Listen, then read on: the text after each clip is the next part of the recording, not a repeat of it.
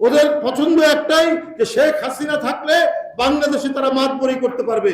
মাথা নত করে পাশের দেশের সব কথা মেনে নেওয়া যাবে না, কারণ বাংলাদেশকে 1 ইঞ্চিও ছাড় দেয় না ভারত। বুধবার রাজধানীর ঢাকা রিপোর্টার্স ইউনিটিতে গুম, খুন ও শহীদ পরিবারের মাঝে আর্থিক সহযোগিতা প্রদান অনুষ্ঠানে বিএনপির সিনিয়র যুগ্ম মহাসচিব অ্যাডভোকেট রুহুল কবির রিজভী একথা বলেন। অ্যাডভোকেট রুহুল কবির রিজভী বলেন, ভারতের দুর্গোৎসবকে কেন্দ্র করে ইলিশ পাঠানো হচ্ছে, এতে কোনো সমস্যা নেই। ভারতে ইলিশ রপ্তানিতে বিএনপি কখনো বিরোধিতা করে না, কিন্তু ভারতের স্বরাষ্ট্রমন্ত্রী যখন বাংলাদেশিদের নিয়ে কটূক্তি করেন, বাংলাদেশের মানুষ তাতে আবেগপ্রবণ হতেই পারে। বাঙালি জনগোষ্ঠী ভারতেও আছে, এদের প্রধান ধর্মীয় উৎসব হচ্ছে দুর্গাপূজা। দুর্গাপূজার সময় ইলিশ মাছ একটা বড় উপাদান হিসেবে কাজ করে আমরা জানি। আমরা কোনোদিনই ইলিশ মাছ রপ্তানির ব্যাপারে আমরা কোনো বাধা দেইনি, আমরা কখনোই বলিনি। আমরা নিজেরা একটা মাঝারির চাইতেও ছোট ইলিশ মাছ 1800 টাকা 2000 টাকা দিয়ে কিনি আমাদের দেশে, যেটা যে ইলিশ মাছ ধরা পড়ে। অথচ এই ইলিশ মাছ আমরা রপ্তানি করি।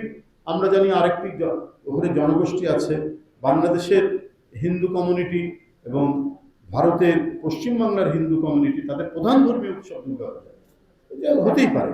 আমরা কিন্তু আমাদের উপর যে দাম বৃদ্ধির যে প্রকোপ, এটা মেনে নিয়েও আমরা করি। রিজভী বলেন, নিজ দেশের চাহিদা পূরণ হলে তবেই ইলিশ রপ্তানি করা উচিত। আমদানি রফতানি হবে, তবে ভারতের সাথে বাংলাদেশের সম্পর্ক হতে হবে বন্ধুসুলভ। কেউ যেন এখানে প্রভুসুলভ আচরণ না করে। আমদানি রপ্তানি বাণিজ্য এটা তো সবসময় হয়ে এসছে, এটা সবসময় হয়ে এসছে, তো সেটা তো সেখানে যেতেই পারে। যখন আপনি এটা দেবেন এবং আবেগের প্রশ্ন আসবে, তখন তো আমাকে বলতেই হবে যে যারা আমাদেরকে এমন হেয় করে, যারা আমাদেরকে কীটদাসের মতো আচরণ করে, যে পা বেঁধে উপরে ঝুলিয়ে রাখবে, তখন আমি বলবো তাহলে আমরা ভাই ইলিশ মাছটা কেন দেব।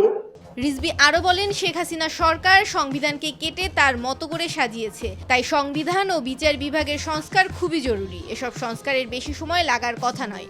তিনি বলেন, ভারত বাংলাদেশের জনগণের সঙ্গে নয়, সাবেক প্রধানমন্ত্রী শেখ হাসিনার সঙ্গে বন্ধুত্ব চায়। নিজেদের আধিপত্য বিস্তারে শেখ হাসিনাকে চায় পার্শ্ববর্তী দেশটি। ওদের পছন্দ একটাই যে শেখ হাসিনা থাকলে বাংলাদেশে তারা মাতবরি করতে পারবে। শেখ হাসিনা থাকলে ভারতের আধিপত্য বাংলাদেশে বিস্তার লাভ করবে। এই তখন তো জনগণের মধ্যে আবেগ তৈরি হবে যে ভারত যদি আমাদেরকে দ্বিতীয় শ্রেণীর তাদের নাগরিক মনে করে, তাহলে তো আমাদের আবেগ চরম আকারে ধারণ করবে। বাংলাদেশের মানুষের আবেগ ছিল বলেই তো এখানে বারবার গণতান্ত্রিক আন্দোলনে আমরা বিজয়ী হয়েছি। বিএনপির এই নেতা বলেন, দেশের গণতান্ত্রিক চর্চা যেন বন্ধ না হয়, সে ধরনের একটি সংস্করণ করা যেতে পারে। গণতান্ত্রিক ধারায় অবাধ সুষ্ঠু নির্বাচনের লক্ষ্যে নির্বাচন কমিশন সহ বিভিন্ন খাত সংস্কার করে দ্রুত নির্বাচনের দিকে এগিয়ে যেতে হবে। নির্বাচন ব্যবস্থা সংস্কারে বেশি সময় লাগার কথা নয়।